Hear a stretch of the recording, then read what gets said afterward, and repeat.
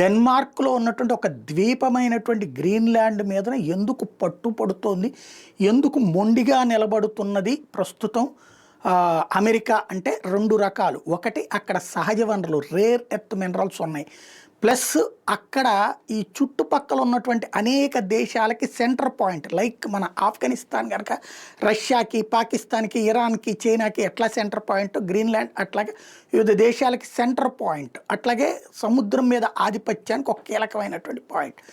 కాబట్టి నా రక్షణ రీత్యా నాకు అది అవసరం, నాకు ఇచ్చేస్తే డబ్బులు ఇస్తాను, లేదంటే కనుక లాక్కుంటానంటుంది.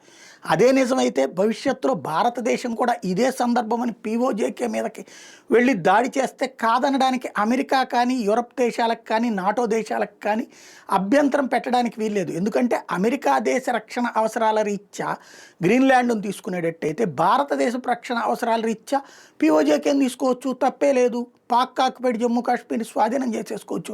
అప్పుడు తప్పు పెట్టడానికి, తప్పని చెప్పడానికి ఎట్లా కుదురుతుంది? ఇదివరకు ఉగ్రవాదుల మీద దాడి చేసినప్పుడల్లా అదేదో పాకిస్తాన్ మీద దాడి చేసినట్టు నటించేటటువంటి అమెరికాకి మోడీ గత కొన్నేళ్లుగా చెక్ పెడుతూ ఏకంగా ఆ surgical strikes 1, surgical strikes 2, operation Sindoor లాంటి వాటితో పాకిస్తాన్లోకి ఎప్పుడైనా వెళ్తాం, ఎలాగైనా దాడి చేస్తాం, అవసరమైతే వాళ్ళ సైనిక స్థావరాలైనా దెబ్బతీస్తాం, వాళ్ళ ఉగ్రవాద స్థావరాలు ఉన్నంత వరకు అన్నటువంటి ఒక సంకేతం ఇచ్చేసి ఇప్పుడు వాళ్ళు ఏం మాట్లాడలేని పరిస్థితి సృష్టించాడు.